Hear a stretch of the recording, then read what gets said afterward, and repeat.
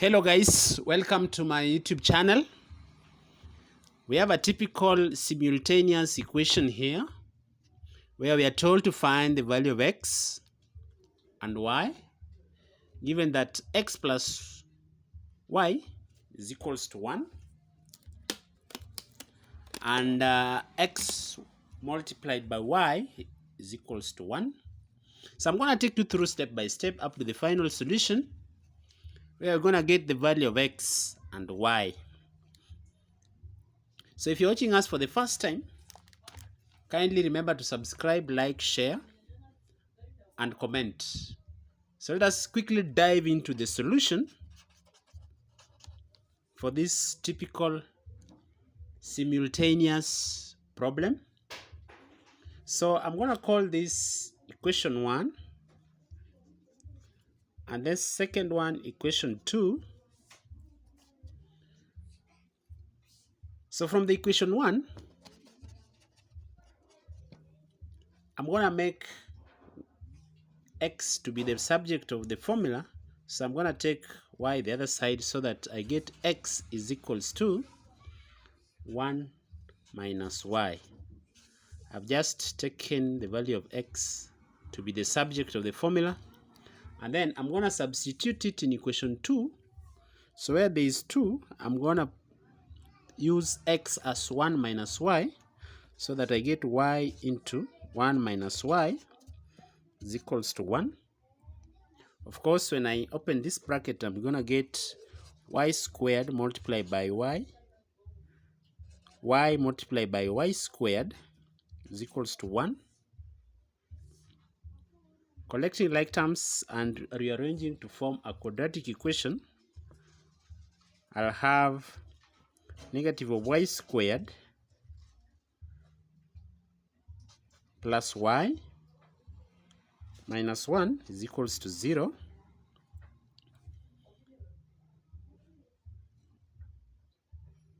Well, using quadratic formula, I know that the value of a gonna be 1, b gonna be, a is negative 1, b is positive 1, and c of course is also negative 1.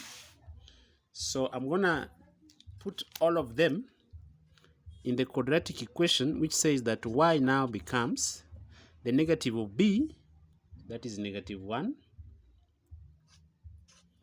plus or minus the square root of b squared, so that is 1 squared, minus 4 times a, negative 1, times c, negative 1. I'm going to put there a bracket like that. Everything divided by 2 multiplied by a, but my a is negative 1. So solving it, y now becomes negative 1 plus or minus, if you square 1, of course, you're going to get 1 minus 4 times negative 1 times negative 1, that is positive 4 all over 2. And when I solve that further, I'm going to get now y is equals to minus 1 plus or minus the square root of negative 3, since 1 minus 4 is negative 3. Everything divided by negative 2. Of course, when you multiply 2 times negative 1, that is negative 2 for the value of y. This can be simplified as y. I'm going to simplify this as negative 1 plus or minus. I know that the square root of a negative number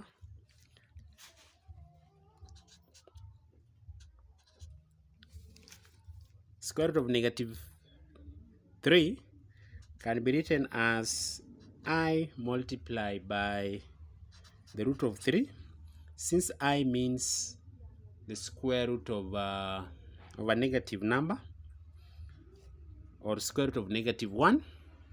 So applying that here, I'm going to get I square root of 3 over negative 2, which of course, using plus or minus, I'm going to get two values of y. So now the first value of y, I'll get, so I'm going to separate using the negative 1. And when I take negative 1 divided by negative 2, of course, I'm going to get a half, 1. And then using positive, I'm going to get minus I root 3.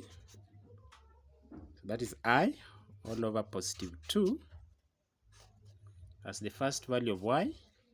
And the second value of y, I'm going to use the negative so that I'll have 1. And of course, negative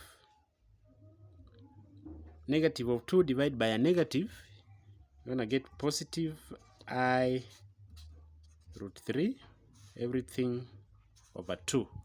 So that is the value of y for that typical equation. I'm going to use each of them to find the value of x, and I'll substitute this in the first equation, x plus y is equals to 1.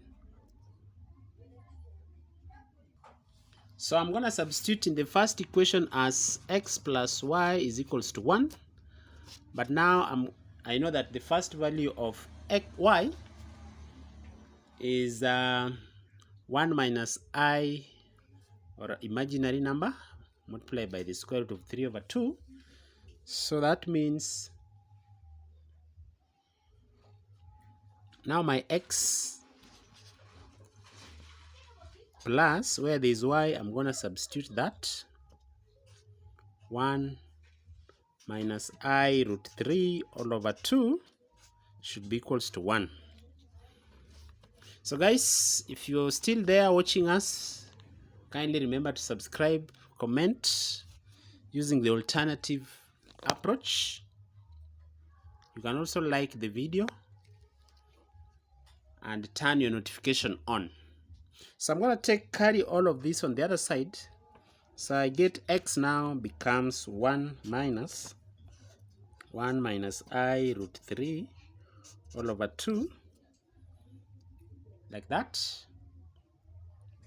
Meaning I'm going to take this to be as a fraction. So as I simplify it further, I'm going to write as a single fraction. So now x becomes, so 2 is common in the denominator,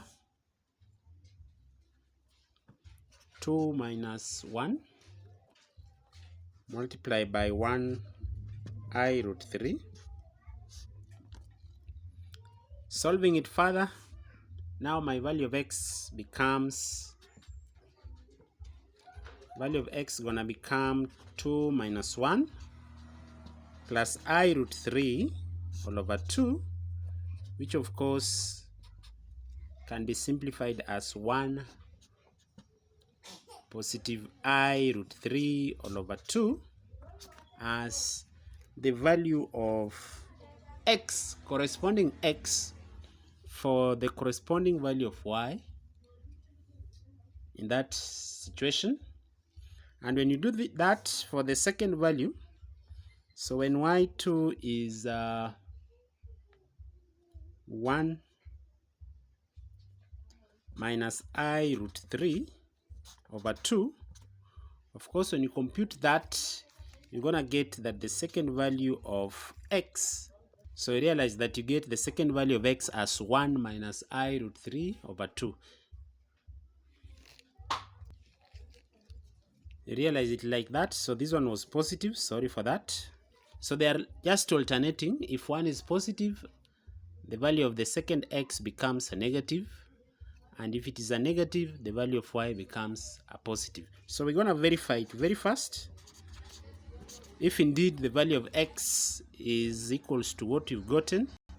So we're going to verify by taking the value of x as this and the value of y as this. Of course, simplifying this as a single fraction, you're going to get your output as 1. You can confirm it by computing it.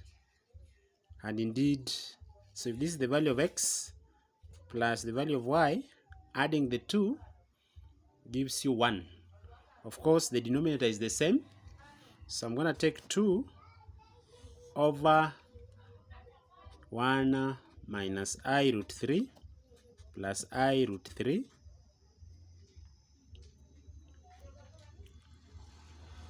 like that, plus 1 is equals to 2 over 2. Of course, this and this is going to cancel, and then you get your answer as 1. So we come to the end of this simultaneous linear equation. I hope you've enjoyed. Kindly remember to subscribe, like, share. So let us meet in the next video. Thank you.